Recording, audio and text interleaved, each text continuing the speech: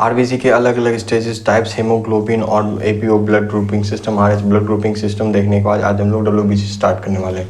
WBC है क्या? तो एक्चुअली डब्ल्यूबीसी का दूसरा नाम ल्यूकोसाइट भी, यानी जिसको हम लोग वाइट ब्लड सेल कहते हैं ना, डब्ल्यूबीसी, उसको एक्चुअली ल्यूकोसाइट भी कहते हैं। तो ल्यूकोसाइट्स वो देखने वाले हैं, ठीक है।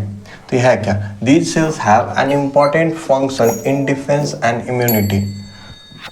एक्चुअली क्या है कि डब्ल्यूबीसी का बहुत ही इंपॉर्टेंट रोल होता है इन द इम्यूनिटी प्रोवाइड करने में, और क्या है कि डिफेंस मैकेनिज्म में। तो बॉडी का जो इंटरनल डिफेंस मैकेनिज्म, चाहे उसमें वो हम लोग लिम्फोसाइट की बात कर ले या मोनोसाइट की बात कर ले, तो वो काफ़ी सारा इंपॉर्टेंट रोल प्ले करता है ये डब्ल्यूबीसी। अलग अलग टाइप्स उसको हम लोग देखेंगे तो फिर और क्लियर समझ में आएगा। फिलहाल तो ये दे detect foreign and abnormal antigenic material and destroy through a range of defence mechanisms. Okay, तो होता क्या है? तो बेसिकली क्या है कि डब्ल्यूबीसी जो है ना, उसका अलग अलग टाइप है। तो ये जो है ना, बॉडी में फॉरेन बॉडी या फॉरेन सब्सटेंस है या एबनॉर्मल मटेरियल है, एंटीजेनिक बेसिकली जो होते हैं, तो एबनॉर्मल मटेरियल उनको क्या करता है? डिस्ट्रॉय करता है through a range of defence mechanism. Basically क्या है कि अलग अलग रेंज ऑफ डिफेंस मैकेनिज्म का मतलब क्या? डिफरेंट सेल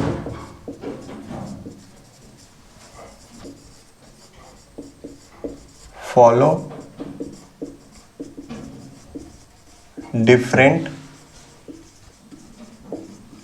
मेथड्स, यानी डब्ल्यूबीसी के अलग अलग सेल या अलग अलग टाइप जो है ना, वो क्या करते हैं? अलग अलग मेथड्स को फॉलो करते हैं। क्या करने के लिए? तो वो डिस्ट्रॉय करने के लिए। चाहे मोनोसाइट की बात कर ले तो हम फैगोसाइटोसिस, लिम्फोसाइट की बात कर लें, फिर वहाँ पे वो उसका वो अलग मेथड्स है। तो अलग अलग सेल अलग अलग मेथड्स को फॉलो करते हैं। Leukocytes are the largest blood cells, but they account for only about 1%. Basically largest कहने का मतलब क्या? In the sense of diameter, या सेल का डायमीटर तो बड़ा होता है, लेकिन क्या होता है? Only about 1%, when total blood cell का 1% ही होता है of blood volume। Actually blood volume की बात हो रही है। They contain nuclei and some have granules in their cytoplasm. क्या होता है कि जब हम लोग डब्ल्यूबीसी की बात कर लेंगे तो उसमें क्या होता है? न्यूक्लियाई भी होते हैं, यानी न्यूक्लियस और न्यूक्लियाई, ओके। और उनमें क्या होता है? ग्रैन्युल्स भी प्रेजेंट होते हैं, यानी साइटोप्लाज्म के अंदर ग्रैन्युल्स प्रेजेंट होते हैं, ओके। अब हम लोग देख लेते हैं डब्ल्यूबीसी और आरबीसी का डिफरेंस क्या है, क्योंकि डब्ल्यूबीसी सिर्फ ये कह दे कि डब्ल्यूबीसी नाम है इसका वाइट ब्लड सेल्स और उसका रेड ब्लड सेल्स, ये कोई डिफरेंस नहीं है। एक्चुअल डिफरेंस क्या है? तो WBC differ from RBC in many aspects. WBC क्या है? आरबीसी से डिफरेंट है बहुत सारे एस्पेक्ट्स में। पहला क्या है? Larger in size. अगर हम लोग को याद हो तो आरबीसी का डायमीटर क्या था? आरबीसी के सेल का डायमीटर क्या था? 7 माइक्रोमीटर। और डब्ल्यूबीसी में फॉर एग्जाम्पल अगर हम लोग बात कर लें न्यूट्रोफिल्स की, ठीक है, डब्ल्यूबीसी में अगर हम लोग बात कर लें न्यूट्रोफिल्स की, इसका डायमीटर हम लोग को लगभग 12 से 15 माइक्रोमीटर मिलता है। ज़्यादा है, यानी ये कम है और ये डब्ल्यूबीसी का डायमीटर बड़ा है, ठीक है। तो लार्जर इन से अब बाकी सारी सेल्स का भी लगभग लगभग इससे बड़ा ही होता है, यानी आरबीसी का डायमीटर कम होता है और डब्ल्यूबीसी का सेल का डायमीटर बड़ा होता है। डायमीटर बड़ा मतलब साइज बड़ा होना, ठीक है। Regular in shape. आरबीसी का क्या याद है कि ये था बाइकॉनकेव, आरबीसी था ना बाइकॉनकेव, लेकिन यहाँ पे इर्रेगुलर शेप मिलेगा, अलग अलग इर्रेगुलर शेप, अलग अलग शेप्स मिलेगा। न्यूक्लिएटेड, यानी हम लोग आरबीसी में पढ़े थे कि इसमें न्यूक्लियस नहीं होता है, लेकिन डब्ल्यूबीसी क्या होता है?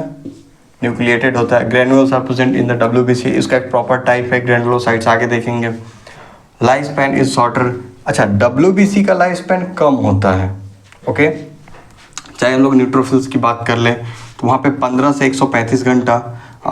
एसिनोफिल्स की बात कर ले तो 6 डेज, बेसोफिल्स की 1 to 2 डे, ये कम होता है। लेकिन आरबीसी में क्या होता है? 120 डेज, ओके। आरबीसी की बात करें तो वहाँ पे तो हम लोग पढ़ते हैं ना 120 डेज होते हैं, ओके। तो ये तो डिफरेंस हो गया कि WBC और RBC में क्या डिफरेंस होता है। Classification of WBC based on the presence और absence of granules in the cytoplasm. अब जो ग्रेन्यूल्स प्रेजेंट होंगे या एब्सेंट होंगे उसके बेसिस पे WBC का क्लासिफिकेशन किया गया है। पहला क्लासिफिकेशन है ग्रेनुलोसाइट्स। ये क्या है, इसमें न्यूट्रोफिल्स, एसिनोफिल्स और बेसोफिल्स 3 है, यानी ऐसे सेल्स जिनके साइटोप्लाज्म में ग्रेनुल्स प्रेजेंट है, यानी अगर ये साइटोप्लाज्म है तो इसके साइटोप्लाज्म में साइटोप्लाज्मिक ग्रेनुल्स प्रेजेंट हैं। अब एक ऐसे सेल्स इमेजिन कर लें जहां पे क्या हो, साइटोप्लाज्मिक ग्रेनुल्स नहीं हो, एब्सेंट होंगे, तो उसको बोल देंगे ए ग्रेनुलोसाइट। उसमें क्या क्या आते हैं, मोनोसाइट्स और लिम्फोसाइट्स। ये तो इसका क्लासिफिकेशन। WBC क्लासिफिकेशन देखने के बाद उसमें जो ग्रेनुलोसाइट में पहला आता है वो था न्यूट्रोफिल्स। तो हम लोग न्यूट्रोफिल्स को देखने वाले हैं। तो न्यूट्रोफिल्स है क्या, तो these small fast and active scavengers protects the body against bacterial invasion and remove dead and debris from damaged tissue. Okay, तो ये काम क्या करता है, तो बेसिकली स्कैवेंजर्स का काम करता है, यानी डेड और डिब्रीज सेल्स जो होते हैं उनको रिमूव करने का काम करता है। और कैसे करता है, अच्छा ये छोटे होते हैं, फास्ट मूविंग होते हैं और एक्टिव होते हैं, यानी one place to another place ही मूव करते हैं। Protect the body against bacterial invasion, पहली बात कि बैक्टीरियल इन्वेजन से बचाते हैं, और दूसरा क्या, remove dead and debris from damage tissue. 2 चीज़ें अभी हम लोग यहाँ से देख रहे हैं, एक तो बैक्टीरियल इन्वेजन उससे प्रोटेक्ट करता है, दूसरा क्या है कि डेड और डिब्रीज जो टिश्यूज से होते हैं, यानी कि जो टिश्यूज डेड हो गए या उनके आसपास जो डिब्रीज जनरेट हो जाता है, उन सारी चीज़ों को भी रिमूव करने के या उनसे प्रोटेक्ट करने का काम न्यूट्रोफिल्स करता है। तो न्यूट्रोफिल्स काम करता कैसे है, तो बेसिकली वो देखते हैं। Mechanism of action, released in large numbers at a site of infection. For example, कि हम लोग ये कह लें कि यहाँ पे ना किसी भी तरीके का इन्फेक्शन है, ओके। अब क्या होगा, release in large number at the site of infection from the blood. ये ब्लड सर्कुलेशन में है, अब यहाँ से ना ब्लड फ्लो कर रहा है, ओके। यहाँ पे ना ब्लड सर्कुलेशन है, ये ब्लड फ्लो है, ओके। तो eight the same time, okay, तो यहाँ से क्या होगा, ब्लड फ्लो से ये बाहर निकल के यहाँ पे इन्फेक्शन के साइड पे क्या होगा, न्यूट्रोफिल्स, जो यहाँ पे न्यूट्रोफिल्स है ना, और वो यहाँ at the site of infection पे रीच कर जाएंगे, यानी जहाँ इन्फेक्शन हुआ है वहाँ पे क्या है, न्यूट्रोफिल्स आएंगे। ये हैं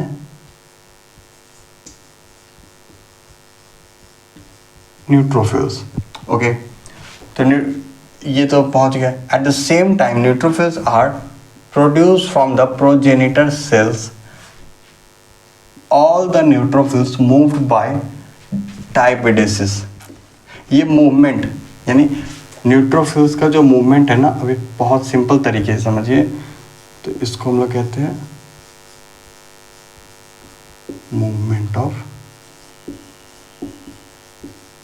न्यूट्रोफिल्स। इसको जब डिटेल करेंगे तो बहुत अच्छे से समझेंगे, ठीक है। फिलहाल तो ये कि यहाँ पे जो मूवमेंट हो रहा है इसको हम लोग बोलते हैं डायपिडेसिस, यानी उसमें अलग अलग बहुत सारे मैकेनिज्म्स इन्वॉल्व होते हैं, तो वो मैकेनिज्म के होने की वजह से उस मूवमेंट को हम लोग डायपिडेसिस कहते हैं, ठीक है। तो यहाँ है क्या, at the same time neutrophils are produced from the progenitor cells. एक तो हम लोग ये देखिए कि इन्फेक्शन कहीं हुआ पे है, तो कहीं हुआ है तो ब्लड सर्कुलेशन या ब्लड फ्लो से, जो ब्लड फ्लो में न्यूट्रोफिल्स हैं वो न्यूट्रोफिल्स क्या हो गए, इन्फेक्शन के साइट पे रीच किए, यानी इन्फेक्शन साइट पे पहुंचे। और उसी टाइम क्या हुआ, at the same time neutrophils are produced from progenitor cells, यानी ऐसे सेल्स वो फिर क्या किए, प्रोजेनिटर सेल्स ना नए न्यूट्रोफिल्स ना बनाए। क्यों, क्योंकि फिर आगे फिर तो जरूरत होगी ना, तो ये हुआ। Chemotaxis occurs due to attraction by some chemical substance called chemoattractants which are release from infected area. Infection के एरिया में क्या हुआ, यहाँ पे सेल्स भी तो होंगे, मान लेते हैं कि यहाँ पे टिश्यू है, टिश्यू के भी है ना। तो ये टिश्यू क्या हुए कि ब्रेक डाउन हुए, कोई डैमेज हुआ, कुछ हुआ, तो यहाँ पे रिलीज होता है कीमो अट्रैक्टेंट्स, यानी एक ऐसा केमिकल सब्सटेंस, कीमो अट्रैक्टेंट्स यानी ऐसा chemical those chemical substance which attract cell. अब ये सेल यहाँ पे न्यूट्रोफिल्स की बात की जा रही है। तो ये कीमो अट्रैक्टेंट्स रिलीज होते हैं इन्फेक्टेड एरिया में बेसिकली बाय टिश्यू या सेल की बात की जा रही है। तो उस एरिया के सेल या टिश्यू जो है ना वो रिलीज करते हैं कीमो अट्रैक्टेंट्स। उस कीमो अट्रैक्टेंट्स की वजह से होता है कीमोटैक्सिन्स, यानी केमिकल्स के वजह से ये मूवमेंट जो यहाँ पे आएगा, ठीक है, अट्रैक्शन जो होगा वो कीमोटैक्सिन्स होगा उस केमिकल्स की वजह से। कौन से केमिकल्स? Chemo attractants. वो कीमो अट्रैक्टेंट्स रिलीज करते हैं इन्फेक्टेड एरिया में रिलीज होते हैं, बेसिकली वहाँ पर सेल और टिश्यू जो होते हैं वो रिलीज करते हैं। The neutrophils surrounded the area and get adhere to the infected tissue. अब क्या होता है कि अब न्यूट्रोफिल्स वहाँ पे पहुँच गए और उस एरिया को क्या किया, सराउंड कर लिया, यानी ये डॉट डॉट ये एक्चुअली न्यूट्रोफिल्स है। ओके, तो वो इस एरिया में पहुंच गया, उस पूरे एरिया को ऐसे कवर अप कर लिए। Neutrophils surrounded the area and get adhere to the infected tissue. जब टिश्यू जो यहाँ पे इन्फेक्शन था, जिनमें इन्फेक्शन था, बैक्टीरियल इन्फेक्शन हो या डैमेज जो भी चीज़ें हुई हो, उसमें जाके ये न्यूट्रोफिल्स चिपक गए। अब क्या किए, chemo attractants increase the adhesive nature of the neutrophils so that neutrophils become sticky and get attached to the infected area। ये कीमो अट्रैक्टेंट्स एक और काम करते हैं, ये क्या करते हैं, increase the adhesive nature of neutrophils, यानी न्यूट्रोफिल्स के जो टेंडेंसी थी, क्या टेंडेंसी टू स्टिक, यानी चिपकने की जो टेंडेंसी थी ना उसको ये कीमो अट्रैक्टेंट्स बढ़ा देते हैं, ठीक है। यानी chemo attractants increase the adhesive nature of neutrophils, यानी न्यूट्रोफिल्स का चिपकने का जो नेचर है ना उस नेचर को बढ़ा देता है। उसकी वजह से क्या होता है, so that neutrophils become sticky and get attach to the infected area. अब इस एरिया में जाकर के अगर सेल यहाँ पे डैमेज है तो यहाँ पे इस कीमो अट्रैक्टेंट्स की वजह से क्या होगा, न्यूट्रोफिल्स यहाँ पे जाके अच्छे से चिपक जाएगा। अब आगे क्या होगा, each neutrophils can hold 15 to 20 micro organisms at a time, यानी एक न्यूट्रोफिल्स एक बार में 15 से 20 माइक्रो ऑर्गेनिजम्स को होल्ड कर सकता है। Okay, now the neutrophils start destroying the invaders. First these cells engulf the bacteria and then destroy by means of phagocytosis।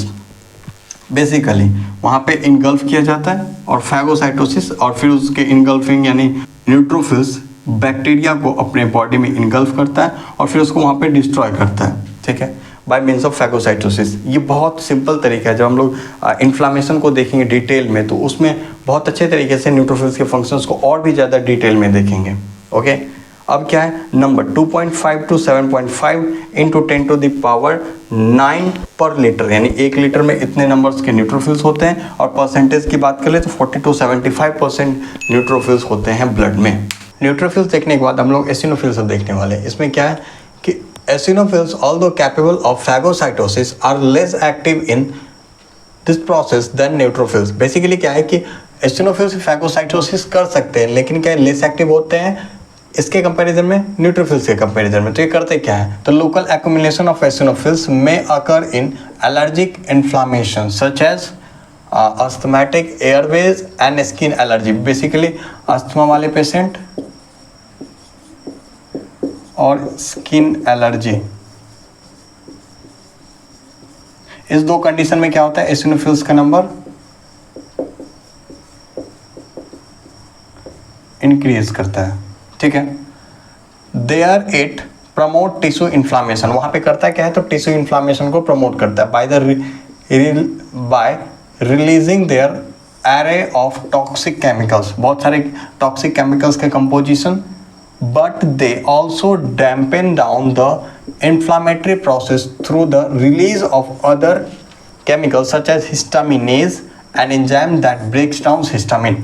Okay, तो एसिनोफिल्स का दो तरह का काम दिखता है. पहला क्या कि ये इन्फ्लामेटरी रिएक्शंस को प्रमोट करता है ना, promote tissue inflammation by releasing their array of toxic chemicals, यानी टॉक्सिक केमिकल्स रिलीज करके एक टॉक्सिक केमिकल रिलीज करता है जिसे इन्फ्लामेशन को प्रमोट करता है. दूसरा काम क्या करता है, dampen down the inflammatory process through the release of other chemicals such as histaminase, यानी हिस्टामिनेज को रिलीज करके क्या करता है, हिस्टामिन का जो एक्शन है, हम लोग जो इन्फ्लामेशन देखे होता है, हिस्टामिन का बहुत क्रिटिकल रोल है. ठीक है, इस क्रिटिकल रोल वाले हिस्टामिन को क्या करता है, ब्रेक डाउन करवा देता है, किससे, हिस्टामिनेज रिलीज करके.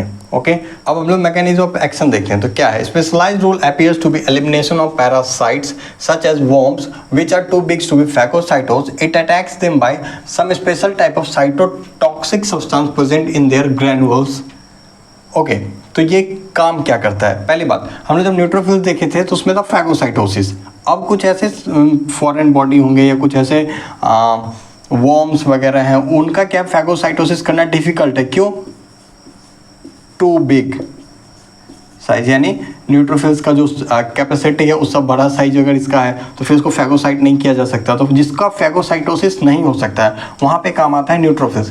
वो किसका नहीं किया जा सकता है, जैसे वर्म्स वगैरह हो गए, हेलमिन्स हो गए, उनका जो है फैगोसाइटोसिस नहीं हो सकता. तो वहाँ पे एसिनोफिल्स काम करता है. कैसे काम करता है, it attacks them by some special type of cytotoxic substance present in their granules. हम लोग क्या पढ़ रहे हैं, ग्रैनुलोसाइट्स. ग्रैनुलोसाइट्स, न्यूट्रोफिल्स, एसिनोफिल्स और बेसोफिल्स पढ़े थे ना. ग्रैनुलोसाइट्स में तीन चीज़ें, न्यूट्रोफिल्स, एसिनोफिल्स और बेसोफिल्स. तो अभी हम लोग बात करें एसिनोफिल्स की. तो एसिनोफिल्स का जो ग्रैनुल्स होगा, यानी साइटोप्लाज्म जो ग्रैनुल्स होगा, उसमें क्या होता है, साइटोटॉक्सिक सब्सटेंस होता है. वो साइटोटॉक्सिक सब्सटेंस रिलीज करके इस पे अटैक करता है वर्म्स पे. When released over the invading parasites from the granules, these substances become lethal and destroy the parasites. यानी एसिनोफिल्स अपने ग्रैनुल्स से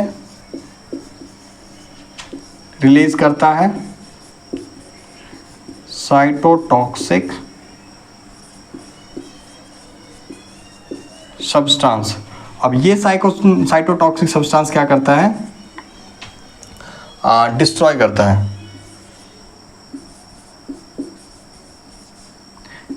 जो बड़े वर्म्स वगैरह हैं उनको, ऐसे वर्म्स जिनका ये फैगोसाइटोसिस नहीं हो सकता. The lethal substance are present in the granules eosinophils and released at the time of exposure to the parasites and foreign proteins. Okay, तो बेसिकली वही चीज़ें हैं कि जो फैगोसाइटोसिस जिसका नहीं हो सकता, जो बड़े वर्म्स हैं उनका फैगोसाइटोसिस नहीं हो सकता, वहाँ पे काम आता है एसिनोफिल्स. एसिनोफिल्स करता है क्या है, अपने ग्रैनुल्स में जो साइटोटॉक्सिक सब्सटेंस प्रेजेंट है उसके वो रिलीज करता है eight the time of exposure, यानी वर्म्स के कांटेक्ट में जब ये आता है तो क्या करता है, ये रिलीज करता है और वो साइटोटॉक्सिक सब्सटेंस डिस्ट्रॉय करता है उस पैरासाइट्स को, यानी किल करता है. ठीक है, तो अलग अलग साइटोटॉक्सिक सब्सटेंस क्या क्या है वो देखते हैं. एसिनोफिल्स में अलग अलग साइटोटॉक्सिक सब्सटेंस मिलते हैं जिनके नाम है, जैसे क्या, एसिनोफिल्स पेरोक्सिडेज. ये क्या है, capable of destroying helminths, parasitic worms, bacteria and tumour cell. तो बेसिकली क्या है कि जो हेलमिन्स है, वर्म्स, पैरासाइटिक वर्म्स जो होते हैं वो हुए, बैक्टीरिया हुए या ट्यूमर सेल्स हुए, इनको डिस्ट्रॉय करने में काफ़ी इंपॉर्टेंट रोल प्ले करता है एसिनोफिल पेरोक्सिडेज. सेकंड क्या है, major basic protein MBP, active against helminths. ये भी सेम चीज़ है कि ये हेलमिन्स के अगेंस्ट काम करता है. Eosinophils cationic protein ECP, major destroyer of helminths and it is about 10 times more toxic than MBP. Okay, तो ये एसिनोफिल्स कैटायनिक प्रोटीन जो है ECP, ये तो बेसिकली हेलमिन्स को डिस्ट्रॉय करता ही है, पर एक इंटरेस्टिंग फैक्ट ये है कि ये 10 times मोर टॉक्सिक है देन MBP. ये है ना मेजर बेसिक प्रोटीन, इससे 10 गुना ज़्यादा टॉक्सिक होता है क्या, ECP. ये ध्यान रहे. Eosinophils derive neurotoxin, it destroy the nerve fibres, particularly the myelinated nerve fibre. जब माइलिनेटेड नर्व फाइबर्स को डिस्ट्रॉय करने की रिक्वायरमेंट होती है तो वहाँ पे काम आता है एसिनोफिल्स डिराइव न्यूरोटॉक्सिन. ओके, पांचवा क्या है, cytokines such as interleukin 4, interleukin 5 accelerate the inflammatory responses by activating eosinophils. These cytokines also kill the invading organism. Okay, तो साइटोकाइन्स में जैसे इंटरल्यूकिन 4 हो गए या इंटरल्यूकिन 5 हो गए, ये अलग अलग इंटरल्यूकिन है। ये क्या करते हैं, इन्फ्लामेटरी रिस्पॉन्स, हम लोग इन्फ्लामेशन देखेंगे तो उसमें इंटरल्यूकिन्स का जो साइटोकाइन्स है उसका रोल देखेंगे कि वो किस तरीके से इन्फ्लामेटरी रिएक्शंस को कैसे प्रमोट करता है या इन्फ्लामेशन को कैसे इनिशिएट करवाने में पार्टिसिपेट करता है, वो सारी चीज़ें। और क्या करता है ये इन्वेडिंग ऑर्गेनिज्म, यानी जो बैक्टीरिया या हेलमिन्थ्स यानी पैरासाइट्स जो इन्वेड कर रहे होते हैं बॉडी में, उनको भी किल करने का काम ये साइटोकाइन्स करते हैं। ओके, तो डब्ल्यूबीसी के ग्रैनुलोसाइट्स में 3 चीज़ें, न्यूट्रोफिल्स, एसिनोफिल्स और बेसोफिल। तो हम लोग तीसरा देखने वाले हैं बेसोफिल्स। ये क्या है, तो basophils closely associated with allergic reactions contain cytoplasmic granules, यानी क्या होता है कि ये जो है ना एलर्जिक रिएक्शन में भी इन्वॉल्व होता है। Contain cytoplasmic contain fact with heparin, जो क्या है, एक हेपेरिन एंटीकोगुलेंट, हेपेरिन जो एक एंटीकोगुलेंट है, and histamine and the other substances that promote inflammation. ये भी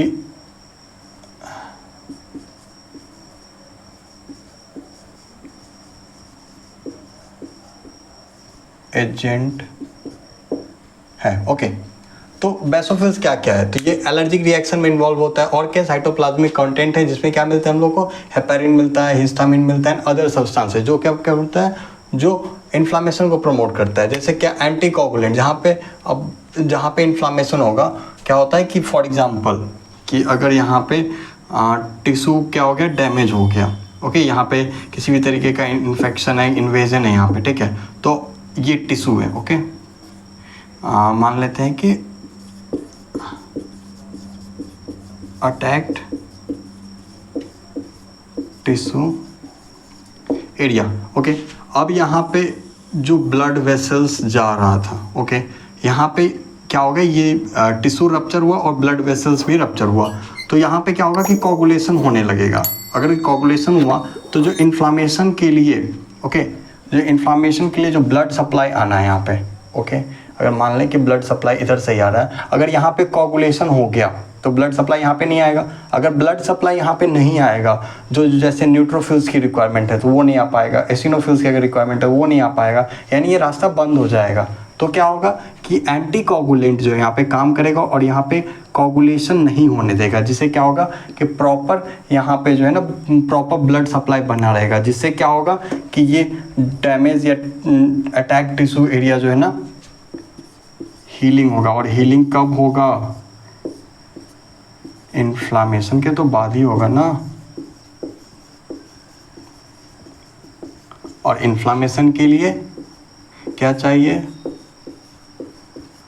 प्रॉपर ब्लड सप्लाई। और ये प्रॉपर ब्लड सप्लाई कैसे मेंटेन होगा, एंटीकोगुलेशन की वजह से। आई होप आप लोगों का ये क्लियर हो गया होगा।